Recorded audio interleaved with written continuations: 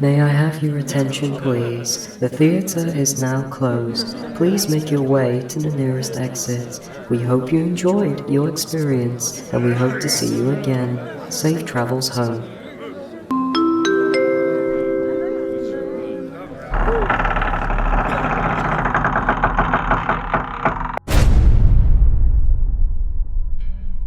So, I guess I should introduce myself. My name is Robert Fernandez. I was the sole overnight security guard for a very prestigious theatre venue. I worked the hours between midnight to 6 AM, and I was there for about 6 months. It was, exhausting work. Being the only one to guard all the equipment and make sure there's no intruders or thieves, but hey, it paid well. And the perks weren't too bad either. Free tickets, backstage passes, and sometimes I get to meet some of the actors, so it's not all bad. However, there've been some very strange happenings. I know there's always rumours of old buildings being haunted, but this was getting out of hand. The experiences I've had have only been getting worse, and the things I've seen, I feel like I just have to share it with someone. Anyone at this point, because my family, friends, colleagues, they didn't believe a word I say, so here I am. So there's been 4 incidents, all of which have gotten more damaging to witness. I guess I'll start with the first encounter. It was only my 4th shift at the venue, and I was still working my way around and getting familiar with the place. I'll say for context that this theatre is huge. I mean massive. Think of any theatre you've ever been to, double it. The building has been around for nearly 300 years, and has had many redesigns and refurbishment over its time, so some of the training maps that they had given me were a little bit outdated at the time. So I was walking around, coffee flask in one hand, flashlight in the other. I was still not used to overnight work, so caffeine was my saving grace until my body clock would finally adjust. So, like I was saying, I was doing my rounds, the place was unusually quiet, besides the occasional hum of electricity bouncing around the lights and the generators scattered around, along with my echoing footsteps that would go round the theatre. I took centre stage, and I'll admit, I felt a bit like a star, but instead of performing a musical number, I started scanning each row of the seats with my flashlight just to double check and make sure that they were all empty. And they were, until I got to the top row, the VIP balconies. VIP stage left upper section, clear. VIP stage centre upper section, clear. VIP stage right upper section, clear. Wait, what the hell? I had to do a double take as I thought I saw something. Someone. From the brief glimpse I got, it looked to be a family dressed in very classy attire. A father, a mother, a son, and a daughter. From what I saw, they were all looking in my general direction sternly, and were visibly pale. The father in particular stood out in the brief moment I saw him, his distinguished top hat, and his weary-looking face, as if he was in some deep pain. When I took a second look, they were gone, as if they had vanished or scampered away. I wanted to be thorough, so I headed up to the balcony, which took a couple of minutes to traverse. When I got there, nobody was there, besides a few leftover crumbs that the cleaners had missed. I turned back around to exit the balcony when my foot caught something metallic along the floor. I bent down to inspect what it was, and it was a beautiful pocket watch, chain and everything. The polished metal had little signs of withering, with slight dents and rust damage. I decided to take it with me to report a lost and found in the morning. At the time, I thought it was a bit odd, but I narrowed it down just to me seeing things due to being tired, and mixed with my overdose of caffeine, most likely my mind was just playing tricks on me. So I dismissed it, and I continued my shift with no other hassle. The next incident happened a couple of weeks later. I got my route memorized for general inspections, things to keep an eye on, a basic knowledge of the building's layouts, stuff like that. However, during this shift, I was battling a migraine that even Satan himself would have struggled with. The showing on the night was extremely loud and bright, so I was not looking forward to the rest of the night. It started as usual, first checking all the areas such as the foyer, the bar, the toilets, and then moved on to the stage. Again, I walked down the massive aisles and walked onto the stage. Shining my lights, I scanned all the seats from the left to the right, starting from the bottom and rising slowly to the top. When I got to the VIP balconies, I'm half tempted to only check the right side, but I did my routine as I hadn't seen anything for a while. Checking left, clear. Checking middle, clear.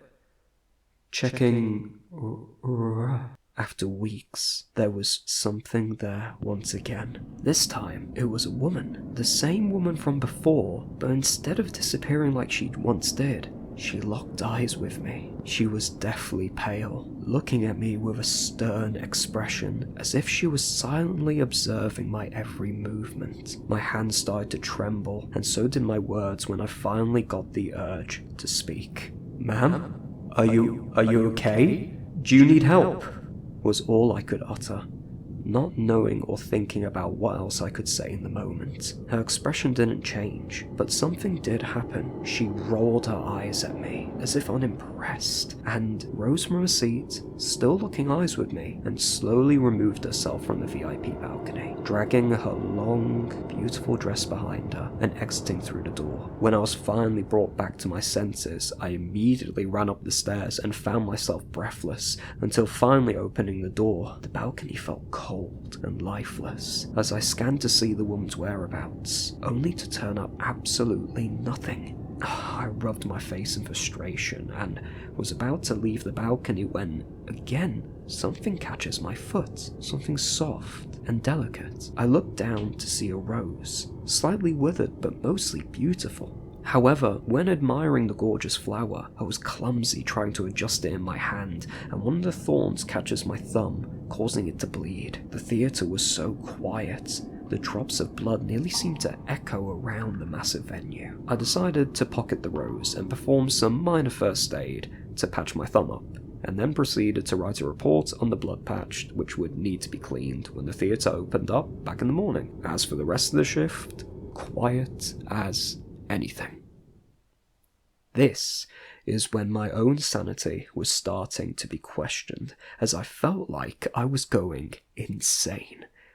These two events that seemed to be connected, but there was also the intrigue. So a mix of curiosity as well as a need for money made me keep doing the overnight security gig. And this leads on to the third event. Now, this was during peak summertime. There was also an additional mention in the brief that in the local area, places were getting robbed left, right, and centre.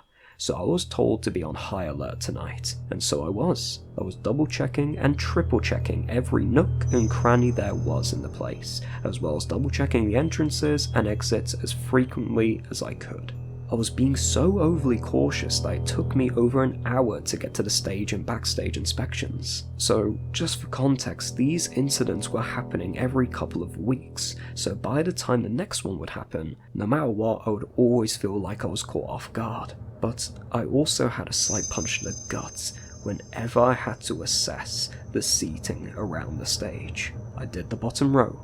Nothing was there, as usual, besides a few wrappers that I cleaned up, and then I checked the VIP balconies.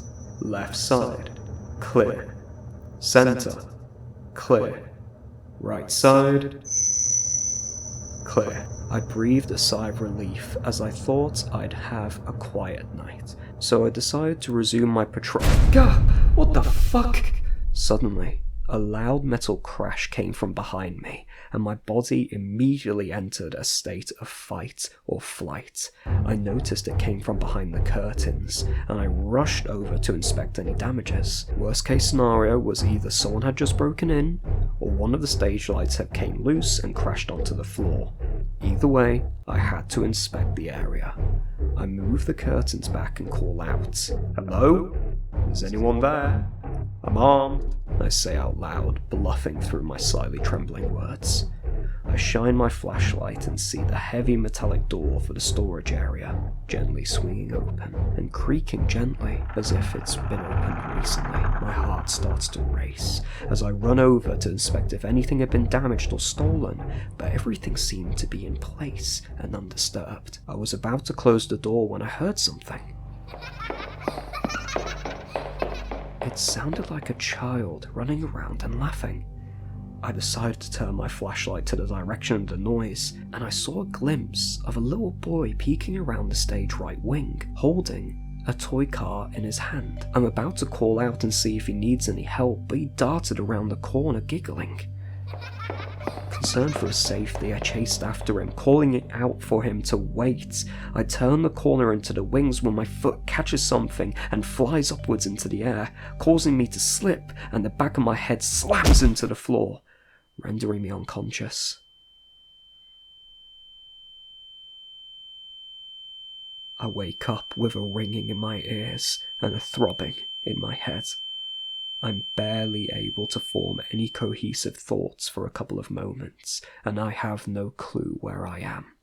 After a while, I managed to stumble to my feet, still clutching onto my head in one hand and my flashlight in the other. I'm not sure how long I was out for, but it must have been at least an hour. I start to inspect my surroundings, trying to get my bearings, and what do I find? A toy car. Exactly like what the boy was holding before he ran off. I must have slipped on it, causing myself to be knocked out. Unless it was intentionally placed there. My head was still reeling when I finished my shift, and I sat on the edge of my bed, pondering about what I'd experienced so far. Deep in thought, I decided to fetch an ice pack for my head. At this point, I was starting to connect the dots. The father, the mother, the son. Next would surely be the daughter. But even after this revelation, I assure you, nothing could ever prepare me for what was coming. A couple of weeks passed without incident, but now, every single night, I'm constantly on high alert, searching every corner with precision, every creak, every little movement, everything. I'm sure if I had other colleagues here with me, they'd think I'm going insane with the way I was pacing around, so maybe it was a good thing that this was a solo gig. I do all my inspections and turned up nothing, just like every other night most of the time. Everything seemed quiet and normal, except for one thing. A gentle creak coming from somewhere. The best way to describe it, it sounded like a rocking chair. Something creaking back and forth. And it was heard everywhere I went. Until I got to near the stage, where then it was the most prevalent. Very audible. But even then I couldn't place where it was coming from. I checked all the seating, shined my light in the VIP balconies. And yet still, I couldn't see anything that was making the noise. I was starting to assume that it was just the faulty pipes due to the building being so old. And then I heard something else. Dripping.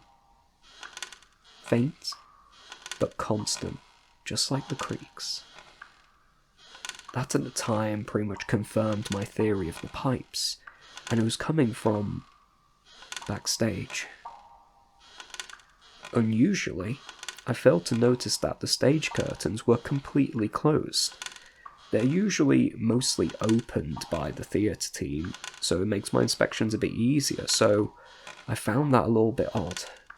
I pulled back the curtains to find that all the backstage lights were turned off too. Did the leak cause a circuit to fry? I wasn't sure, but either way, It was pitch black, and this was definitely where the leak and the creaking were coming from, so I had to take a look. I used my flashlight to try and navigate my surroundings in the pitch black. The sounds were getting louder and louder, mixed with my footsteps. All the noises seemed to be amplified, probably because the only sense I had at the moment was sound. I slowly kept following the noise. My flashlight was on the floor so I could see where I was going until I see something. Blood. Just a drop. But it's definitely blood. I suppressed the urge to scream, and I find myself entranced, moving further towards the sounds, and with every step, another drop of blood, until a drop becomes a trickle, leading me closer to something. I take a few more steps until the trickle is now a puddle of fresh blood. I raise my flashlight slightly and see drop after drop falling down from something above me. My heart is pounding. I feel faint as I slowly raise the flashlight up, only to drop it suddenly in fear, and I scream as the horrific sight plagues my eyes. The flashlight rolls on the floor and illuminates the gruesome figure of a young girl hanging from the light supports above me. Her wrists are slashed, and the noose is constricted tightly around her tender neck. The body is swinging from side to side, causing the rope to hiss and creak with every subtle movement, while the blood travels down her fingers and falls at my feet into the crimson puddle. My heart rate is accelerating at an alarming rate. The fear and pain causes me to collapse onto my knees, as I then fall onto my back, clutching my chest. As my vision begins to fade, I lock eyes with the girl. Her pained expression burned into my memory, as I notice her eyes begin to tear up and stream down her face. The next couple of hours are a blur. I remember a mix of sirens, a heartbeat monitor, and people surrounding me. The next thing I know is waking up in a hospital bed, with various equipment strapped to my arms and chest. A doctor greets me once unconscious and explains what happened, and how the work staff found me in the early hours of the morning and immediately called an ambulance. In my haze, I tried to explain to him about the hanging girl and all the blood along the floor, but he looked at me with confusion and said that there were no other people brought in or any sign of anything I described on the scene. He smiled at me faintly and simply told me to rest and that I'll be discharged eventually. I lay in the hospital bed, still pondering about all the things I had seen. I immediately grabbed onto my phone, which had been lying on a table nearby, and tried to find anything documenting the paranormal at the theatre. I found absolutely nothing until I came across an article with a headline reading, "Family of 4 ends in grisly demise." I hesitated, but I clicked on the news article and began reading. What I saw chilled me to the bone. A father named Jason Wordsworth died at the age of 48 of cancer. His last words to his family were admitting that his time was up. The mum, named Lisa Wordsworth, age 45, she died only weeks later, had bled out before being stabbed by a psychotic thief whilst tending to her roses in the front garden. The son, Max, only 6 years old, died in a car accident when driven by his uncle and auntie on the way to a football game. The back of his head was cracked open and the daughter, Ava, age 19, she was so devastated, and the sheer pain of losing her entire family in such cruel, rapid succession,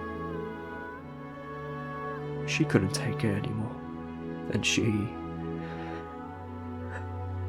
hung herself.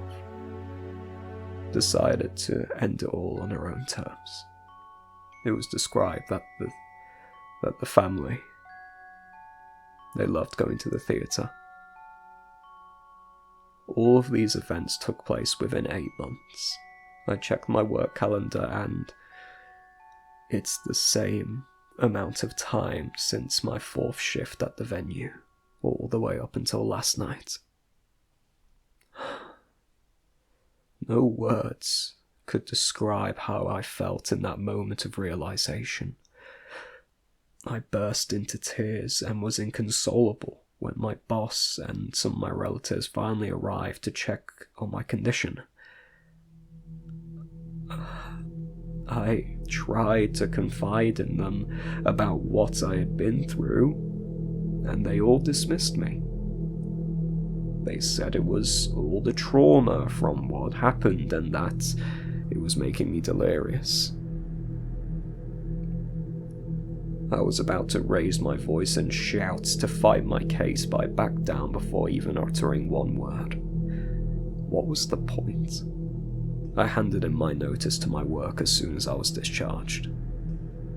There was no way I was staying another night there. Not after what I've been through. I've heard that they're hiring my replacement, but after about 3 years, nobody has ever lasted longer than 8 months. I wonder why.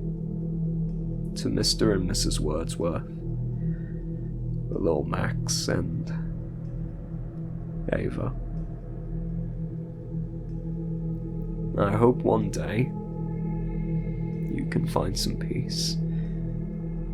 And I'm sorry. I'm so sorry that this happened to you. And I guess that's the end of my tale. So, if you see an old, gorgeous theatre venue looking for someone to work the night shift, my advice? Stay away. If you made it to the end of the video, why not give it a like to support the channel and subscribe for more horror content. Thank you so much for watching and take care.